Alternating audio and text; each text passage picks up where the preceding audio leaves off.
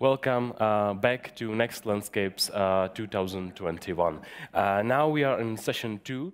The topic is urban and digital landscapes, and we will talk about what have you seen in the video, and we will talk about digital and urban landscapes and spaces. We have 2 speakers now, and there will be also a discussion like before. You have a chance to ask questions on our chat, so via the same app, you are watching this video, this stream, you can ask us a question, and my colleague Martina will get these questions and will be able to ask our speakers. First guest is Ingo Kovarik. He's a botanist and plant ecologist at Technische Universität Berlin. Welcome to Center for Architecture and Metropolitan Planning. Welcome here on our conference. Good afternoon. Hello. Hello. Please join our conversation with your lecture. You have 20 minutes, and we are really looking forward to it. Thank you so much. I'm an ecologist, that's right, but also a landscape planner. Therefore, I'm interested in the interface between planning and ecology. Urban nature and climate change. That's really a big issue. As we all know, cities are the preferred habitats of people, and that has consequences. We are supposed to face increasing urban pressures. Some are related to climate change, not all, but important ones, heat waves, drought, and so on. And this has also consequences for urban people, because the effects of climate change are being increased by the effects of the specific urban environments, in particular the urban heat island.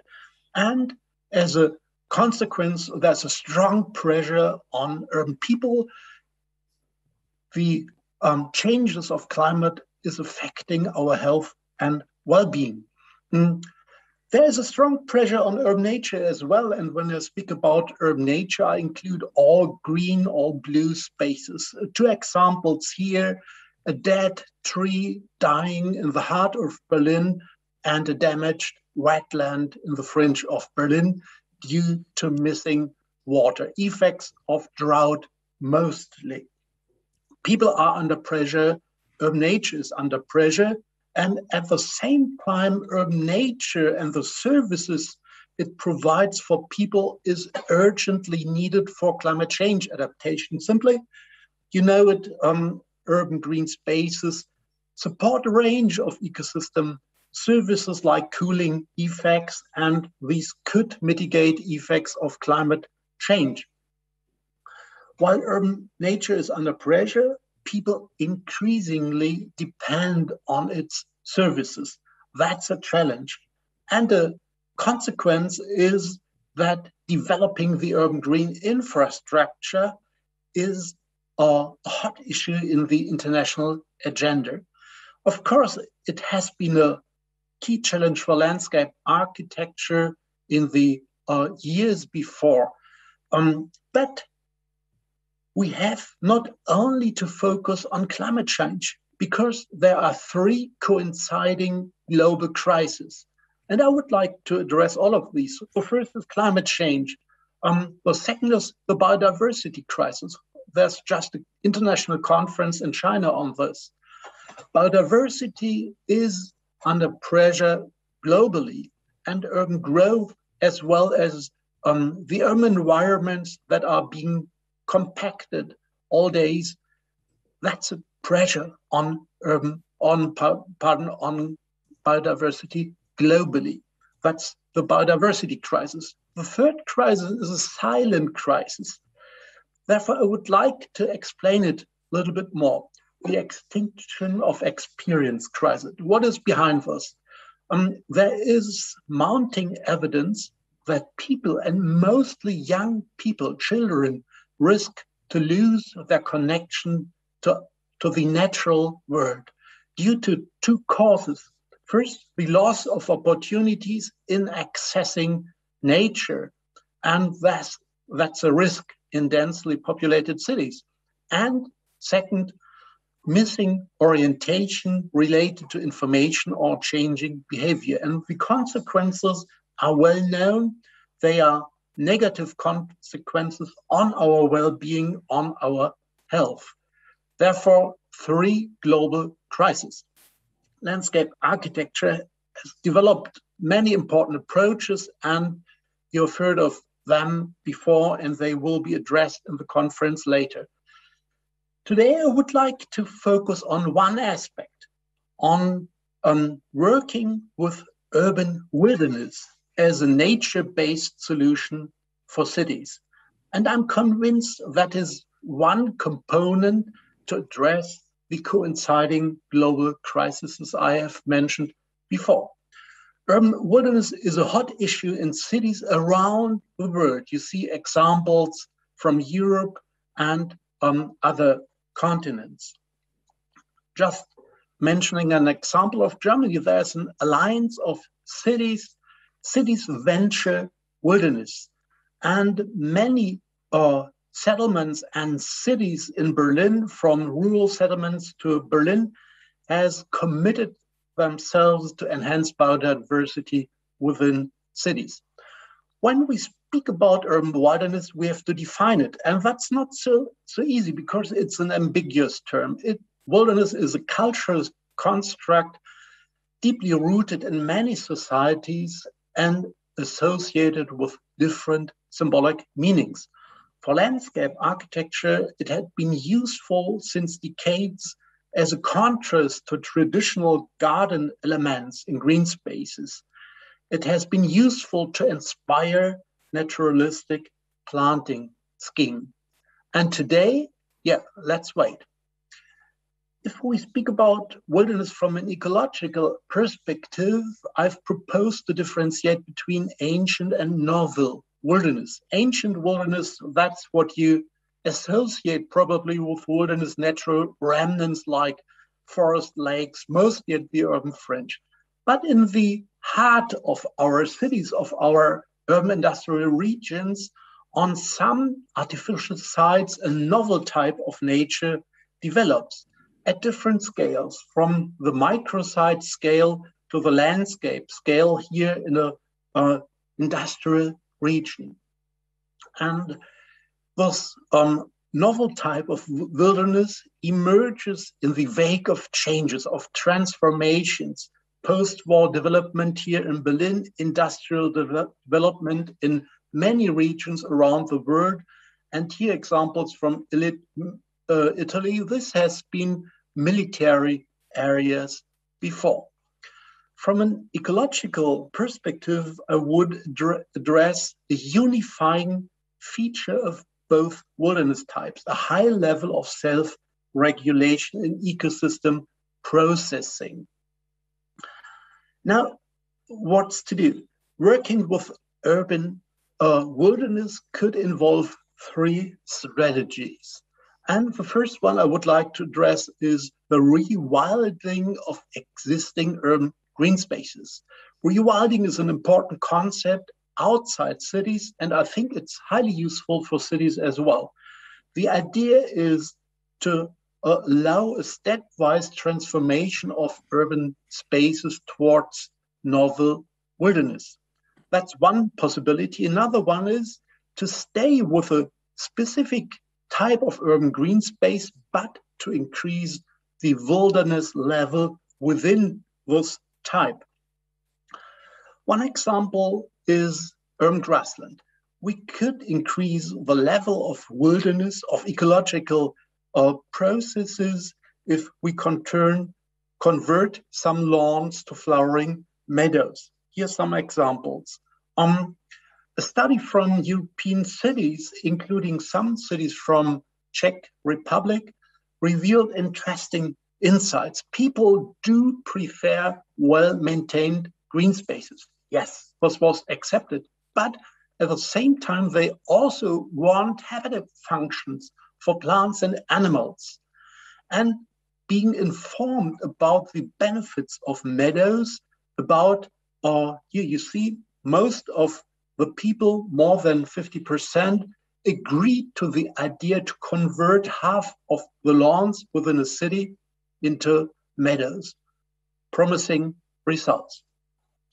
Rewilding could start with initial interventions like seeding or planting in different urban conditions, and most importantly, by integrating the spontaneous vegetation, like in a park here in Berlin, in a roadscape, or even at the scale of single trees.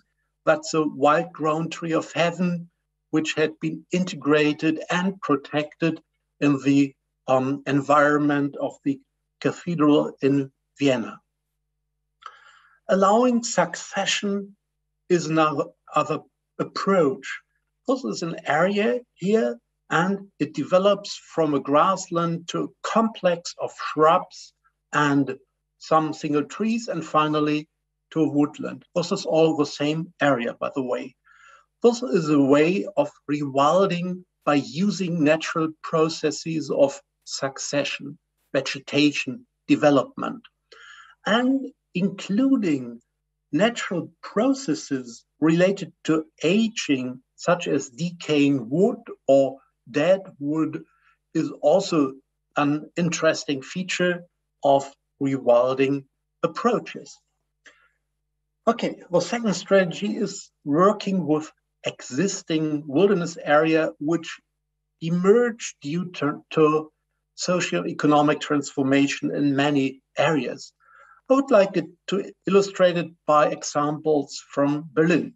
This is a railway area, Südgelände, and after 40 years of succession, a mosaic of woodland and grassland appeared. It was decided to develop a novel type of urban park here, the so-called Naturpark Südgelände, and this includes a design, and I was very happy to be included into the team. The Naturpark Südgelände opened about 20 years ago. It's highly successful. Here we can get an imagination what could be understood with working with existing wilderness. Here in some parts of the area, the natural succession, the development towards novel wilderness is allowed, and without interfering into the combinations of native species and non-native species. In other words, introduced alien exotic species are included as a typical feature of novel urban biodiversity. Importantly, design interventions are useful to allow access to broad part of the society and to set orderly frames or cues to care, citations to John Nassauer. These are important to give information that these are not neglected areas, because these are unusual spaces, unusual green spaces for many people.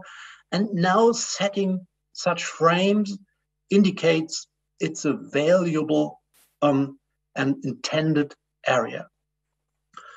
Interventions also include in the Südgelände area grassland conservation because of two reasons.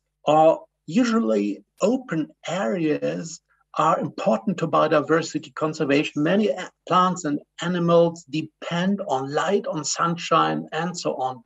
And we know from landscape preference studies that people usually prefer mosaics of open and wooded areas.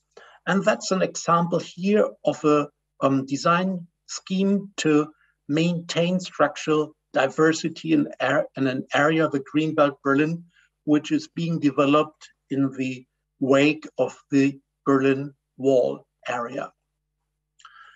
Introducing disturbance can be very useful to maintain the structural diversity, which is interesting for people and for biodiversity as well. Here at an airport in Frankfurt, not the main airport, the asphalt has been broken in the Gleisdreieck Park in Berlin. Artificial gravel beds had been established because here the original gravel beds are covered by forests now. In other words, if we do nothing, everything would be covered by forests. forests are wonderful, but a little bit boring with prevailing everywhere. And here the topsoil has been removed to increase structural diversity. Finally, the third strategy might be creating hybrids of wilderness and design. My example is the Gleisdreieck Park from Berlin. It includes traditional park elements, okay, but also remnants of wilderness that result from the spontaneous colonization of plants during some decades after this railway area had been abandoned. And these remnants had been included into the park design, and the people in the neighborhoods were highly interested by conserving these areas. That's interestingly not only a position shared by ecologists, but by the broad public in Berlin today. Interestingly, the landscape architects included something like a wilderness design. Here, I mentioned it before, they established artificial gravel beds to allow the start of novel recolonization with some initial tree plantings, but then the areas are vegetating themselves by dispersal, by immigration of species. And people like this contrast between traditional areas and wild areas very much. Interestingly, there is a type of novel intervention. In Berlin, a system of nature experience areas has been established. These are areas here where children are allowed to interact with nature by disturbing the vegetation, by moving soils and so on. And this is a direct response to the crisis of the loss of knowledge. I just come to my conclusions. Why should we work with urban wilderness? And I relate the answers to the three crises I've mentioned before. The first response is to the climate crisis. Spontaneous vegetation is well adapted to harsh urban conditions. First reason. The second is that wilderness increases urban resilience. That's because the biodiverse assemblages of native species, of non-native species, guarantee a higher response flexibility in respect to future and often unknown stresses, combinations of drought, heat waves, floodings, and so on. And third, using less energy for producing plants, for planting, for maintenance, and so on, reduces our CO2 footprint. Working with urban wilderness is also a response to the global biodiversity crisis. Wilderness areas have been shown to contribute to biodiversity conservation in cities. They are habitats also for some endangered plants, for rare wild bee species, and so on. And there are so many opportunities to enhance biodiversity together with other functions, for example, by combining wilderness with management or restoration approaches in urban wilderness projects. And finally, working with urban wilderness is also a response to the extinction of experience crisis. Urban wilderness allows approaching biodiversity and interacting or experiencing natural processes where people live and work. Urban wilderness areas are usually close to people and not far away in the countryside. And there are opportunities to enhance people-nature interactions in wilderness areas. I've shown one example from the Gleisdreieck Park. My final conclusion in 2 words is working with urban wilderness will not solve each problem in cities. Um, and but it is a promising contribution to reconcile cities with the natural world and to increase urban resilience in face of climate change.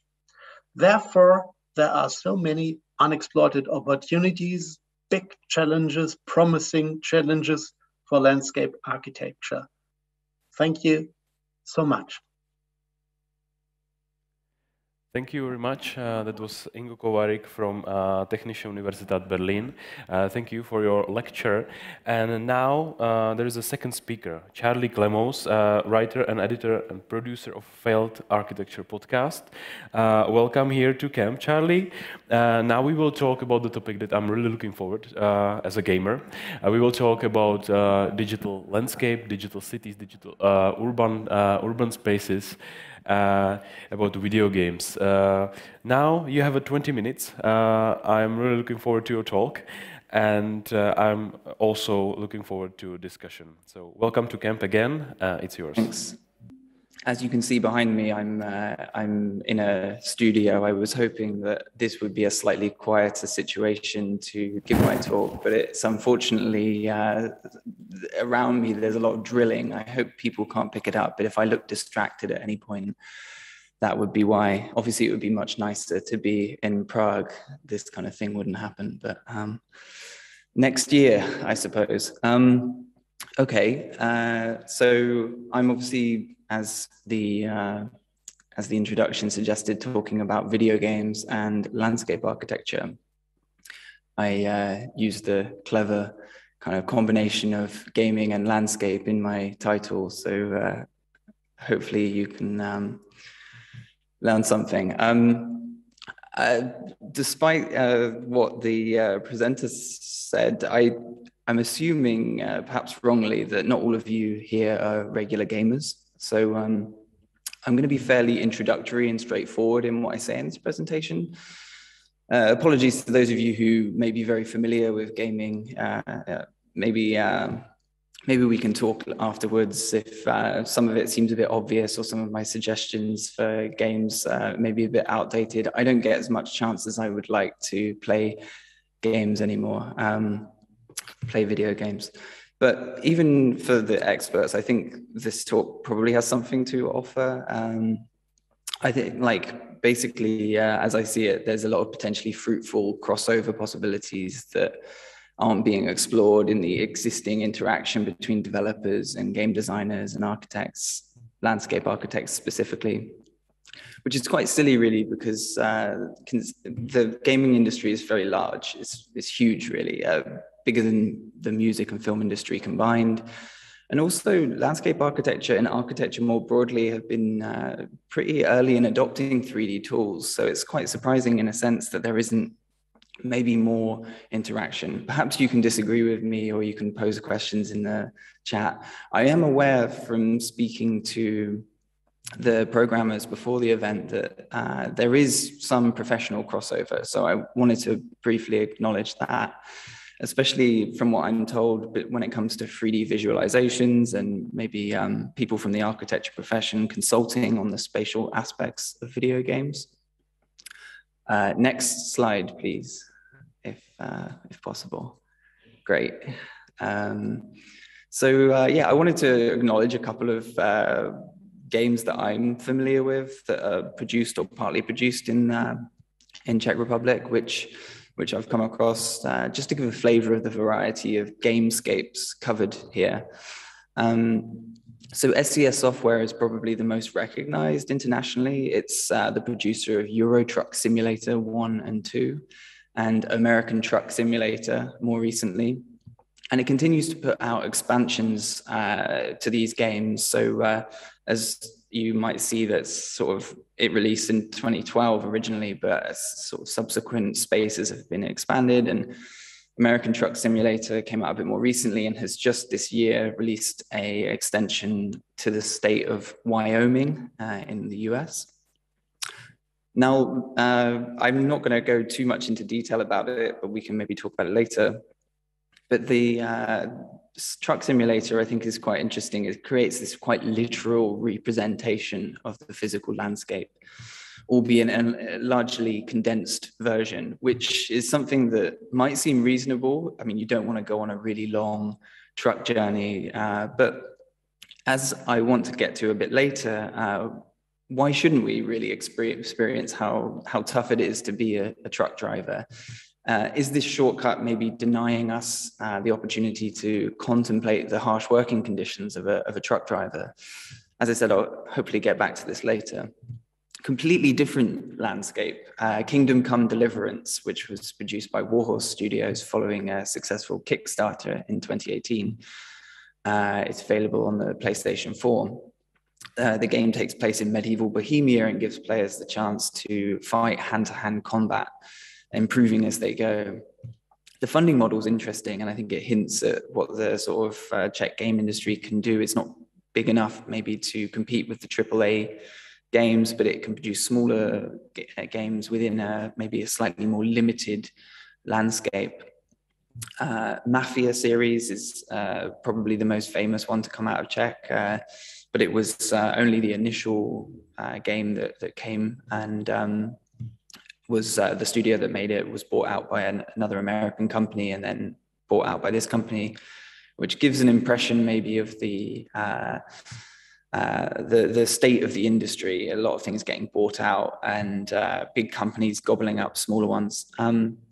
Lastly, I just wanted to acknowledge Subnautica because it's the only one I've really gotten into. A great game where you're crash landed on an alien planet and forced to survive by exploring your surroundings and building up a habitat from materials you acquire. It's quite different than the others, but quite similar to Minecraft. I guess that's maybe one of the main ones that main games that architects might have played, along with City Skylines. Anyway, a lot of great landscapes, really quite diverse being produced here, but I would say none of them really hint at the full possibility for crossover that I want to sort of argue for very briefly in this talk. So the crossover between the two disciplines, I think, and next slide, please. Yeah, great. So the thing I want to really drive home is the thing that comes to mind when I think about games and landscape and the interesting potential is the idea of environmental storytelling, which is pretty straightforward. It says it all in the name, really. It's telling a story through the environment within which that story takes place.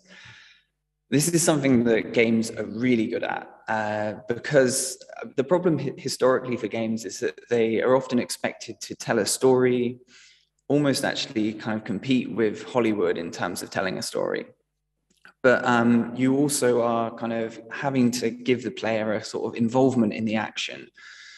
Traditionally, the way that this was dealt with was through cutscenes. So you have a little bit of gameplay and then you have a cinematic which advances the narrative.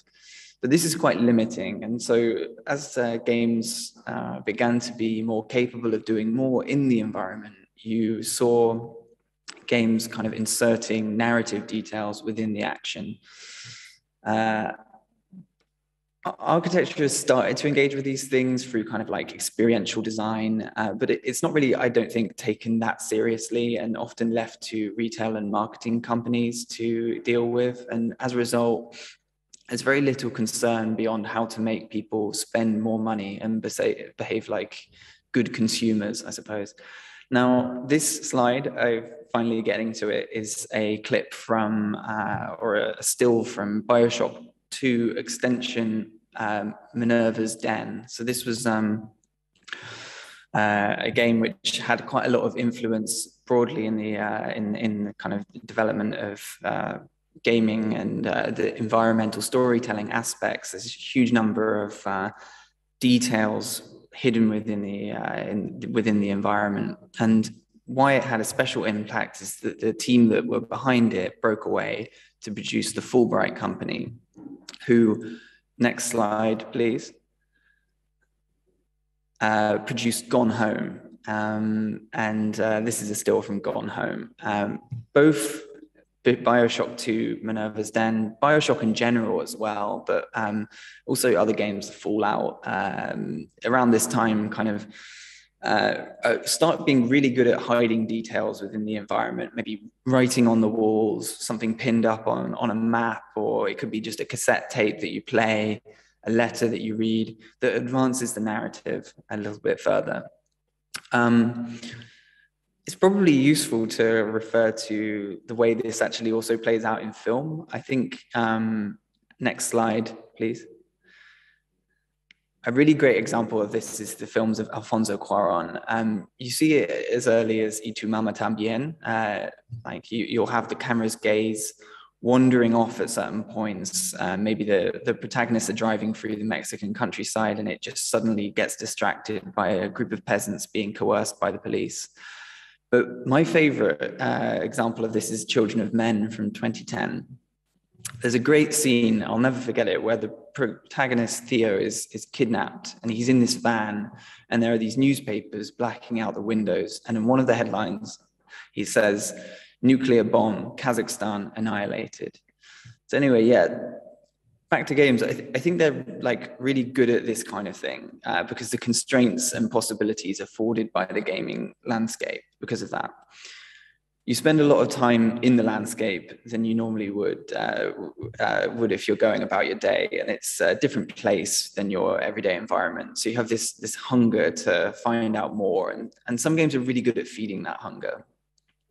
The whole thing about how they kind of create a vibe through the environment also happens in subtler ways, though. By inserting, for instance, maybe some subliminal messages into the landscape, and through the use of particular music, and maybe also the sort of playing on people's nostalgia for certain moments. Two examples I really want to talk about briefly. As I said, maybe other people have better things that they games that they would think when it comes to this. But the two games for me are the Wipeout series and Tony Hawk's Pro Skater. From the late 90s. Next slide, please. So both were doing very different things, but they're each creating a vibe and creating new ways of seeing the world using really subtle signifiers. The Wipeout series, futuristic racing games where you're driving this weaponized anti-gravity vehicle through various cities. I'm choosing Wipeout 3, but it's sort of evident in all of them. And what's great about all of them is that you're always heading towards the horizon that you never quite reach. The writer Darren Anderson, who talks on the Failed Architecture podcast that we did on video games, explained to me how it reminded him of the paintings of the Northern Renaissance artists Jan van Eyck and Hieronymus Bosch. Next slide, please. So this is the Adoration of the Magi by Hieronymus Bosch from I believe I've got it written there, but it's in the 1480s. You probably can't quite see it. Next slide, please. What they would do is sneak in visions of a future city, which would probably have gotten them tried as heretics if they'd put them in the middle or foreground. And next slide, please. Okay, this is a video and might not work. We'll hope it does. But I was just going to say, as with Wipeout, they're offering a tantalizing utopia on the horizon. It looks like it's a little bit jerky, so I won't keep it on there for very long. Yeah. What's also interesting about Wipeout 3, it would be nice to keep the music on a little bit, at least low audio. But also Tony Hawk's, the other game I wanted to talk about, is the use of music. Both games exploited this new opportunity that the PlayStation 1 offered to include a proper musical soundtrack. And in the process, they introduced a whole generation of gamers to techno and acid house in the case of Wipeout 3 and more broadly rave culture, but also within this kind of context of futurism. Meanwhile, Tony Hawk's, we can kind of move to the next slide now. Spare you the jerky visuals. Yeah, next slide. Great, thank you. So Tony Hawk was probably even more about this, kind of introducing you to a vibe, an atmosphere. Sorry, someone's just come into the room. I got a little bit distracted. I'll keep talking. So Tony Hawk was even more about this, teaching young people that there was another way of interpreting the street furniture in an old, and you could do it in any old, boring local town, challenging the plan imposed from above, all to a soundtrack of punk bands like the Dead Kennedys and Suicide Machines. But more nostalgic for me was Tony Hawk's Pro Skater 2, which had For My Sins, Papa Roach, Rage Against the Machine, even better, Public Enemy. And it's all kind of like introducing you to this kind of sense of the landscape that you could maybe kind of explore through this kind of feeling, but also that you could kind of reinterpret space. Now, I'm aware, I've got like 5 minutes left. I'm aware I'm coming from failed architecture, and maybe people expect me to be a bit more negative about video games, and I can do that. Most games are not this easy to read in a positive way. While I don't subscribe to this widely discredited notion that games foster violent behavior, which is quite a popular viewpoint around the kind of mass shootings in America that started in the late 90s. I do believe that they reinforce quite a retrograde idea of who should control public space. They give expression to rebellion without really allowing for the kind of contemplation required to actually think through what rebellion could look like in practice. And this kind of applies to the landscape as well. They don't really give you very often a contemplative moment to really think about how you can change the physical environment out there. But more than this, and I kind of hinted about this with regards to experiential design and retail, they also create new forms of desire, which can manipulate the way we interact with the urban landscape.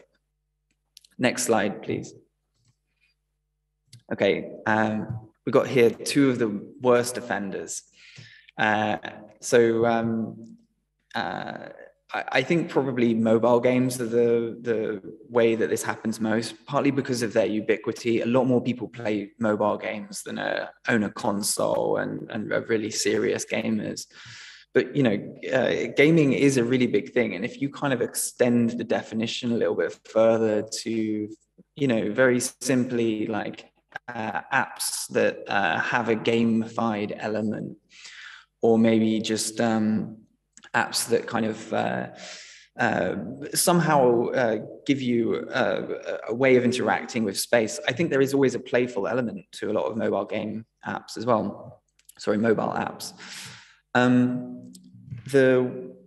As I said, the two worst offenders, Pokemon Go and its less well-known precursor, Ingress. Ingress is like a capture the flag, where the flags are monuments in physical space. As with Pokemon Go, they help to create desire that didn't previously exist, a desire to leave from where you are and go to somewhere else to catch a Pokemon or a flag.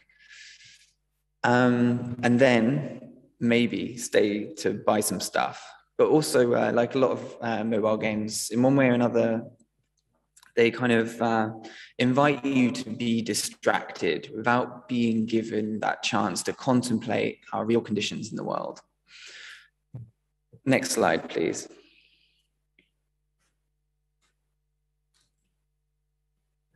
So yeah, I just wanted to give a little nod to Alfie Baum, who is really worth reading on a lot of this subject. I'm very indebted to his analysis of Ingress and Pokemon Go. I think what's like really useful about his reading of all of this kind of problem is that the importance of reading it through psychoanalysis, and particularly Lacanian psychoanalysis. His argument is that we need to be much more involved in entering the game space and challenging this culture of distraction, and maybe inserting more genuine exploration and contemplation into these spaces. And I think this is where landscape architects can really enter this possibility, because it's much longer history of pedagogy and of learning and of theoretical development that games don't quite have.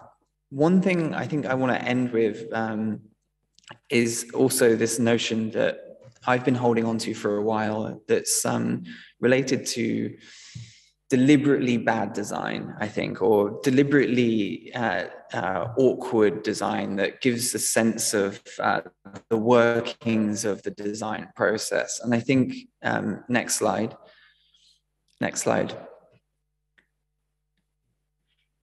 Great, and next slide.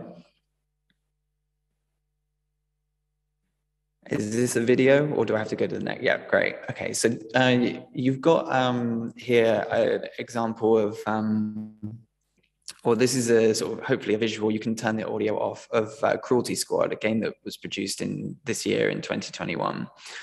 It's completely awkward, very bizarre, really strange, and very difficult to get your head around. Absolutely beautiful in my regard, but I'm maybe partial to this kind of design. But what I think is really important is that it shows the workings, it shows the possibilities that other people could actually intervene in the landscape, could maybe, that it's not this smooth, neat thing that directs you in a certain way, that it makes you stop and think, it makes you in terms of giving them this kind of psychogeographical sensitivity to places where they should and shouldn't be. But gaming and mobile gaming is the place where this is happening now. And I think it's important for landscape architects to really kind of use the tools that they develop within their discipline to engage with this problem of showing people how they can intervene, how they can kind of potentially contemplate their conditions rather than being distracted. That, I'll leave it there. As I said, I'm trying to cover quite a lot of ground, and I probably didn't cover maybe the best examples, perhaps. And again, apologies for being maybe somewhat distracted halfway through by someone coming in. Thank you.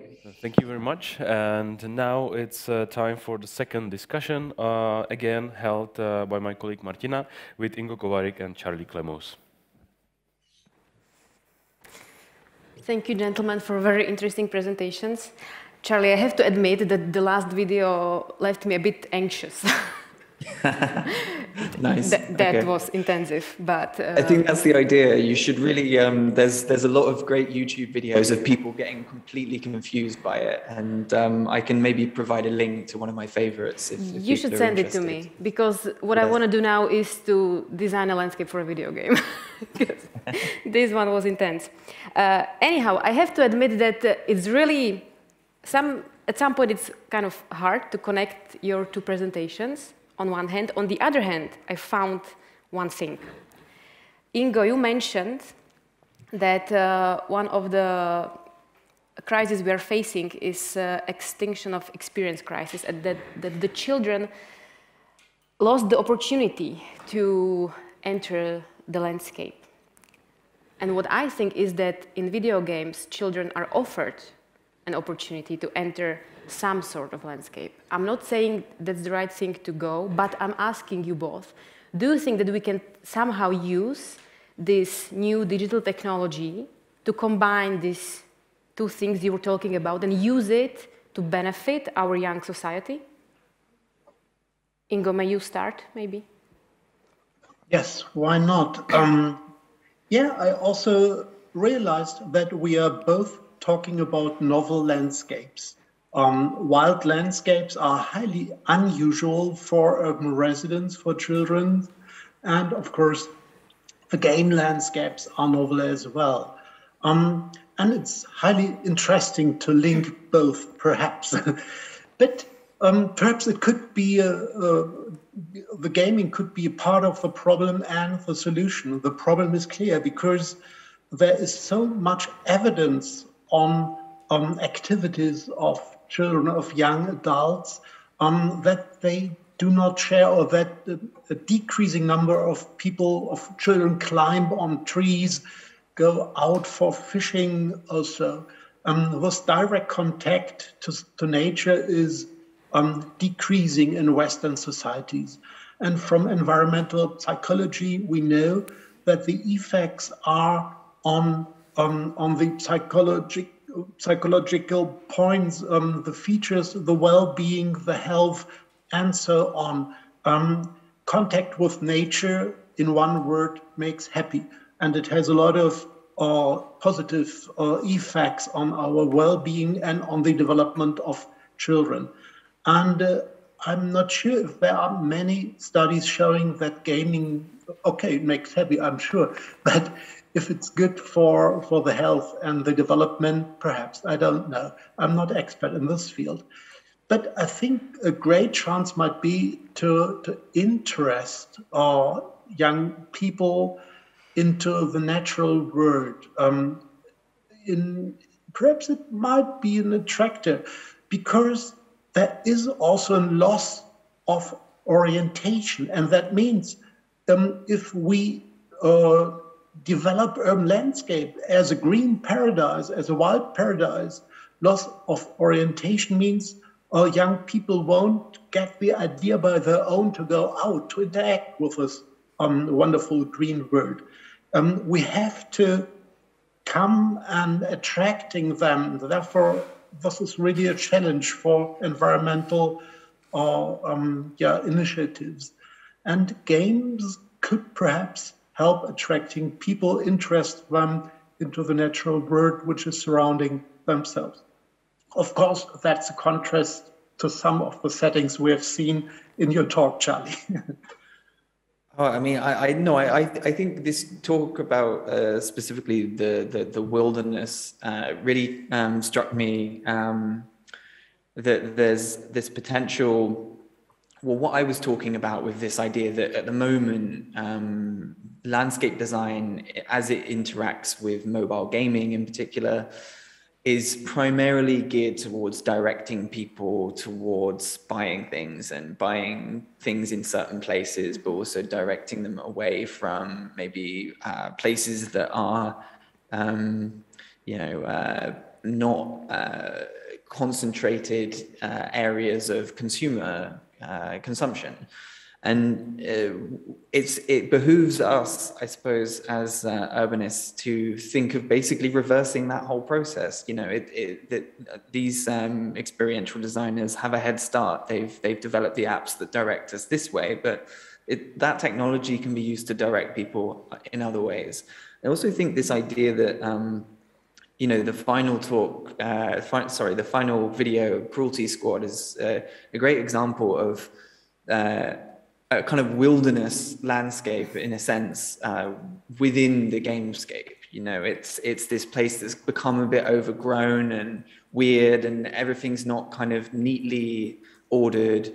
Similarly, this talk of Tony Hawk's Pro Skater, which continues to have iterations now, it continues to expose young people to the idea that the landscape that they exist within, physical landscape, is open to interpretation.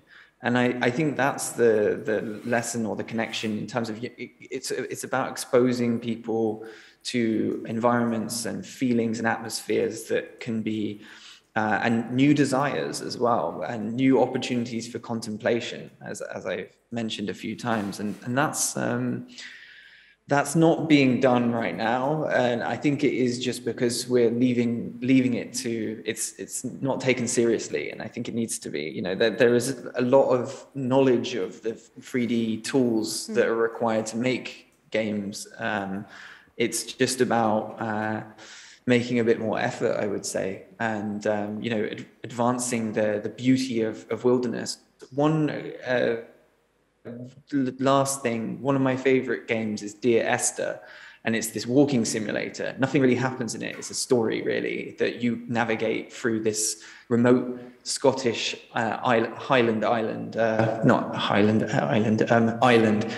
and it really does make you want to go to the Isle of Skye or something like that, and really be away from the locations of hyper consumption. So I think there is a lot of potential for that. Yeah. Okay, I will follow with another question from the audience, from Jitka. Charlie, it's addressed to you. Do you think that computer game technology can be used for simulations and development for various strategic plans? In real planning, I mean, now. Well, yeah, I mean, I'm not a designer myself, so I can only really speak from the cultural perspective, perhaps, and the architectural, historical perspective. But my feeling is that, you know, what video games offer in terms of progressive potential is in their ability to kind of involve people in reinterpreting public space. One other thing I wanted to say, though, is that one of the great, I think, examples in terms of a pedagogical tool, and I think this can be applied also similarly to strategic planning, is games like Cities Skylines that can give you an opportunity to kind of read the city through time. There's some really good YouTube channels that tell the history of the development of cities through the ages and what kind of processes were involved. Mm-hmm. I can also provide a link to them. But one other thing, talking about pedagogical tools, you know, what games are really good at is also kind of slowly familiarizing people with a new space through kind of limited engagement with them.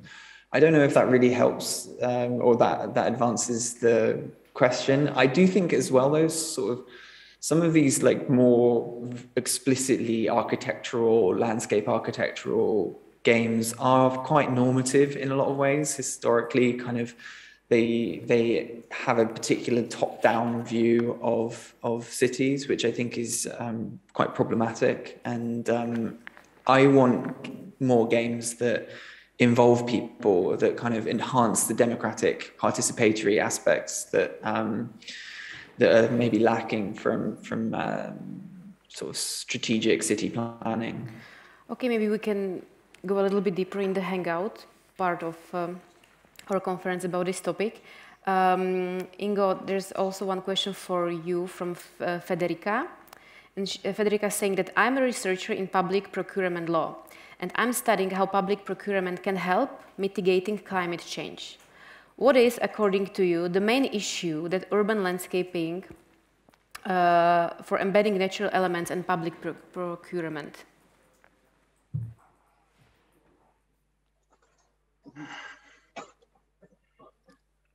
I think that the main issue is to combine a very broad array of approaches that are based on legal regulations, mm-hmm. and that are supported by the stakeholders by themselves. We just take the examples from Berlin. There is big support for many park projects because we need environmental compensation for changes to the urban structure. This is due to our environmental laws. That's one side. But the other side is that initiative, grassroots movements, also planners, scientists, and the responsibles in the administration in Berlin share similar ideas and say, yes, we want this project. In other words, it's a combination of different elements that is necessary. And of course, we do not only need wilderness areas, we need also to conserve the remnants of the ancient wilderness and cultural landscapes and wonderful design parks and so on. In other words, we need to combine many approaches. But I think that the time is there due to the multiple crises that not only experts want action, but society wants it as well. And there is so broad support for enhancing wilderness, for conserving green spaces, and so on in urban societies. That's really an invitation for landscape architects, for environmental planners to illustrate the possible solutions. Okay, unfortunately we have to finish. Charlie, there is one more question for you, but I think that maybe you can answer that personally with the person who asked. So I'm gonna wrap this up. I'm gonna thank you both for your very interesting presentation and for the nice discussions we had. And I'm gonna welcome the rest of you to the last third session. Thank you.